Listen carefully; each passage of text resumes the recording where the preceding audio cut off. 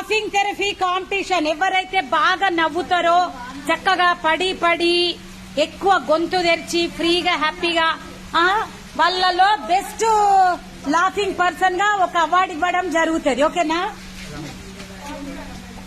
ఆ టీచర్స్ కూడా పెడదామా? ఆ టీచర్స్ కూడా నవ్వుతే మీకు కూడా ఒక అవార్డు సార్ దగ్గర.